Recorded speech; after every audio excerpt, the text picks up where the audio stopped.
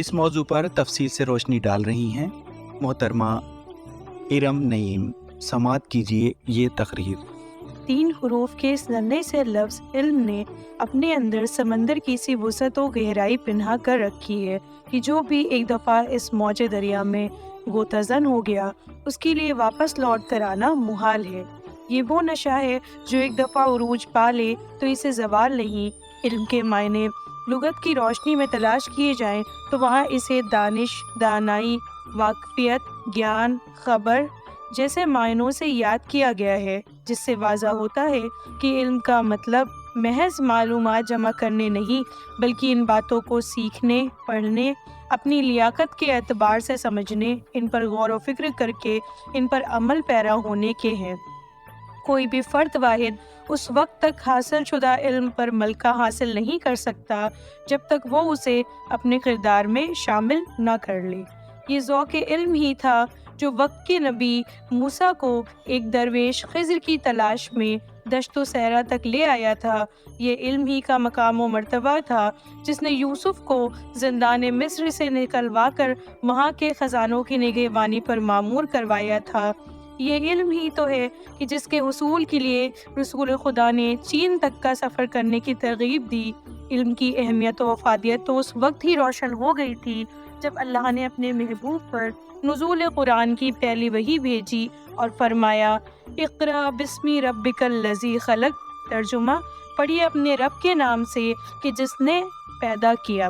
یعنی دنیا میں آئی پہلی سورت میں اللہ نے پڑھنے کا حکم دیا۔ پھر ایک دوسرے مقام پر علماء علم میں برکت کے لیے بندوں کو دعا کا حکم دیا اور فرمایا ربی زدنی علما، ترجمہ اے میرے رب میرے علم میں اضافہ فرما۔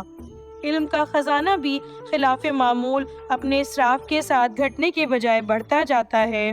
انسانی فطرت ہے کہ پیاس میں پانی پینے سے پیاس دور ہو جاتی ہے، لیکن علم کی تشنگی حصول علم کے ساتھ اور بڑھ جاتی ہے۔ بقول شاعر، یہ آگ وہ نہیں جسے پانی بجھا سکے۔ اسے ہر لمحہ نئی چیز سیکھنے اور جاننے کا شوق پیدا ہوتا رہتا ہے اور وہ ایک کے بعد دوسری منزل کی جانب کوچ کر جاتا ہے۔ سامعین حضرات، بات جب اعلیٰ تعلیم کی ہو تو ہمارے مخاطبین کی فہرست بہت طویل نہیں ہوتی، کیونکہ اب معاملہ اسکول سے اٹھ کر کالج اور یونیورسٹی پر آ پہنچتا ہے جہاں ہر ایک بچہ داخلہ لے یہ ضروری نہیں۔ اس کے پس منظر میں کئی ساری وجوہات کار فرما ہیں۔ اول تو طلباء کا انتخاب میرٹ یا انٹرنس امتحان کی بنا پر ہوتا ہے۔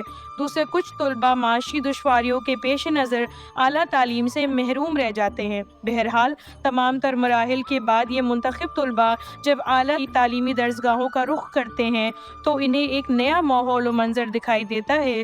زندگی نئے مقام پر قدم رکھتی ہے جہاں اسکول کے چھوٹے سے کمرے کی جگہ بڑے بڑے شعبوں نے لے لی ہوتی ہے۔ اب ایک ہی کلاس روم میں ایک ہی جگہ بیٹھ کر الگ الگ استاد سے مختلف مضمون کے اسباق پڑھ کر کچھ ہوم ورک دینے پر اکتفا نہیں کیا جاتا، بلکہ اب ایک ہی مضمون میں کئی پیپر شامل ہو جاتے ہیں جن پر دیے گئے لیکچر پر طلباء سے غور و فکر کی توقع کی جاتی ہے کہ آخر اس سبق، قصے یا کہانی سے طلباء نے کیا معنی عکس کیے، طلباء نے کس انداز و اعتبار سے اس کے اصل معنی و مفہوم کو سمجھنے کی صحیح انجام دی اور آخر میں ان کا اپنا نظریہ کیا ہے۔ اسی لیے اسکولی تعلیم کے دوران ہی جبکہ طلباء کی ذہنی اور جسمانی تشکیل عمل پذیر ہوتی ہے، ان کے گرد و پیش کا ماحول ان پر اثر انداز ہوتا ہے، تو اس زمانے میں ان کی ذہنی تربیت پر والدین اور استاد کا غور و فکر کرنا لازم و ملزوم ہے۔ اسی تشکیلی دور میں ان نئے درختوں کو صحیح سمت و راہ دکھانا اس لیے درکار ہے کیونکہ اس عمر میں ان کے ذہنوں پر جو بھی اثرات مرتب ہوں گے، اب وہ صحیح ہو یا غلط، جستا جستا یہی باتیں ان کے مزاج و شخصیت کا حصہ بن جاتی ہیں۔ یعنی انسان کی شخصیت پر اس کی زندگی میں ابتدا تا انتہا پیش آنے والی ہر بات کا اثر ہوتا ہے۔ اس لیے اسکول سے کالج آئے طلباء سے زیادہ سنجیدگی اور فہم و ذکاوت کی توقع رکھی جاتی ہے۔ اعلیٰ تعلیم کے ابتدائی مراحل میں طلباء کے ذہن میں ایسے سوالات جگہ پاتے ہیں، مثلاً ایک ہی مضمون کے کئی پیپر کیوں پڑھائے جا رہے ہیں، نثر و نظم کے پیپر الگ کیوں ہو گئے، یہ غزل یا نظم تو 10ویں میں بھی پڑھی تھی، اب دوبارہ کیوں، وغیرہ وغیرہ۔ اسی قسم کے نہ جانے کتنے سوالوں کے تسلی بخش جواب نہ ملنے پر ان کی دلچسپی اپنے ہی منتخب کردہ مضمون سے ہٹ جاتی ہے۔ طلباء کے ساتھ استاد کے ذہن میں بھی کچھ سوال نشو نما پاتے ہیں کہ دیا گیا لیکچر کیا انہیں اتنی ہی باریک بینی سے سمجھ آیا ہوگا، یا اس درس کے ماضی میں پنہاں حقائق سے انہیں کیا واقفیت ہوگی۔ اسی طرح کے اور بھی کئی سوالات ذہن میں گردش کرتے ہیں۔ چنانچہ درس و تدریس کے اس مقام پر استاد کی ذمہ داری اور بھی بڑھ جاتی ہے کہ وہ آسان فہم زبان کا استعمال کر طلباء کو اس درس کی اصل تفہیم سے روشناس کرانے کے ساتھ اپنا ایک مخصوص نظریہ بھی پیش کرے اور طلباء کے لیے غور و فکر کی نئی راہیں ہموار کرے تاکہ وہ بھی اس درس کے متعلق اپنا ایک نظریہ پیدا کر سکیں۔ اس کے ساتھ ہی اس درس کے پس منظر میں پوشیدہ تاریخی حقائق سے روشناس کرانا بھی استاد کا فرض ہے، کیونکہ یہی طلباء آگے جا کر ایم فل اور پی ایچ ڈی میں قدم رکھتے ہیں۔ بہرحال ہمارا مقصد اس تفریق کو واضح کرنا تھا کہ ایک ہی درس کو اسکول اور یونیورسٹی میں پڑھنے پر ان معمولی کہانیوں میں کتنی گہرائی پوشیدہ ہوتی ہے، لیکن ان باتوں کا علم، ان حقائق تک طلباء کی رسائی تبھی ممکن ہے جب وہ کلاس کی جانب متوجہ ہوں۔ اسکول کی کلاس کے بعد کالج آ کر طلباء سیر و تفریح کو توجہ دینا شروع کر دیتے ہیں، کیونکہ یہاں پر کوئی ان پر نظر رکھنے والا نہیں ہوتا۔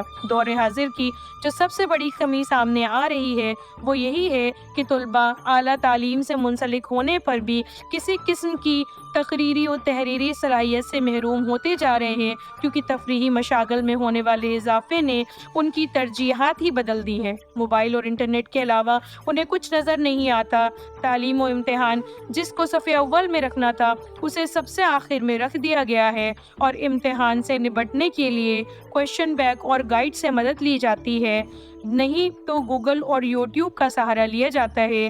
یہ سطحی تعلیم انہیں وقتی طور پر پاس تو کروا سکتی ہے، مگر یاد رکھیے گا کہ یہ آپ کو حقیقی علم اور دور رس کامیابی سے ہمکنار نہیں کر سکتی، کیونکہ کسی بھی چیز کی معلومات ہونے اور کسی چیز کا علم ہونے میں زمین آسمان کا فرق ہوتا ہے۔ علامہ اقبال کا شعر ہے، خرد کے پاس خبر کے سوا کچھ اور نہیں، تیرا علاج نظر کے سوا کچھ اور نہیں۔ یعنی آج کے طلباء کے ہاتھ میں موجود اسمارٹ فون، ٹیب، لیپ ٹاپ یا انٹرنیٹ معلومات اور خبریں تو خوب دے سکتے ہیں، لیکن ان تمام خبروں یا باتوں کا استعمال کس طرح کرنا ہے یہ آپ کو استاد ہی بتا سکتا ہے۔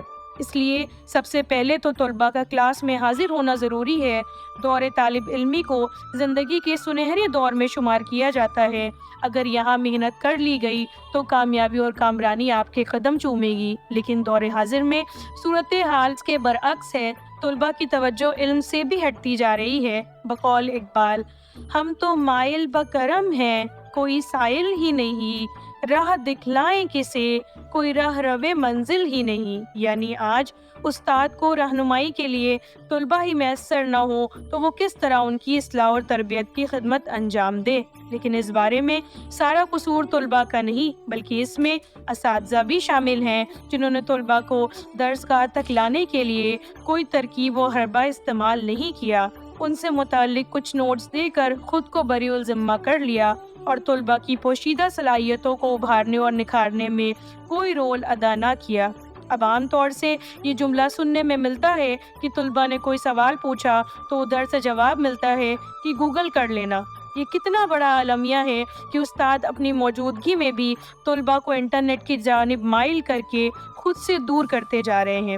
اگر گوگل یا انٹرنیٹ سے پڑھنا ہے تو استادوں، درسگاہوں اور لائبریری کی ضرورت کیا فقط ڈگریاں حاصل کرنے تک محدود رہ گئی ہے؟ کم و بیش ہمیں اسی قسم کی صورتحال ایم فل اور پی ایچ ڈی میں بھی دیکھنے کو مل رہی ہے، جہاں طلباء ایک دفعہ داخلہ لینے کے بعد پھر نظر ہی نہیں آتے اور مقالہ جمع کرتے وقت 2-4 کتابوں کا سہارا لے کر ایک نئی کتاب کے نام سے وہی مواد پھر سے پیش کر دیتے ہیں۔ دور حاضر میں لاک ڈاؤن میں ہونے والی آن لائن درس و تدریس نے بھی تعلیم کے معیار کو گرانے میں اہم رول ادا کیا ہے۔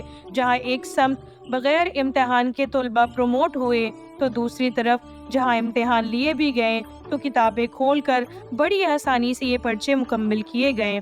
ہم مستقبل میں اس قسم کے طلباء سے کیا توقع کر سکتے ہیں جنہوں نے بغیر پڑھے نقل کی بنا پر کامیابی حاصل کی اور نقل نے ان کی ذیلی صلاحیتوں کو پوری طرح سے مفلوج کر دیا۔ لیکن ان ساری باتوں کو پیش کرنے کا یہ مقصد بالکل بھی نہیں ہے تمام صورتحال سے متنفر ہو کر علم و ادب سے دور ہوں، بلکہ ہر معاملے کے مانند اس کے بھی مثبت اور منفی دونوں پہلو ہیں۔ ایسے دور میں بھی ہمیں تعلیمی اداروں نے ڈاکٹر، انجینئر، ٹیچر، سائنسدان، IAS دیے ہیں، کیونکہ جن میں کچھ کر گزرنے کا ارادہ ہوتا ہے ان کی قدم کسی بھی رکاوٹ سے نہیں رکتے اور ان کی کوششوں پہ ہم انہیں ایک دن منزل مقصود تک پہنچا ہی دیتی ہے۔ وقت اور زمانہ یا حالات کوئی بھی ہو، ہمت و حوصلہ رکھنے والے کی کبھی بھی ہار نہیں ہوتی، اور اس کا یہ مطلب بالکل بھی نہیں ہے کہ ہم گوگل کا استعمال کرنا بند کر دیں۔ اس لیے ایسے وقت میں ماضی پرستی کی بھی قائل نہیں، لیکن ان تمام چیزوں کا استعمال ایک حد تک ہونا چاہیے۔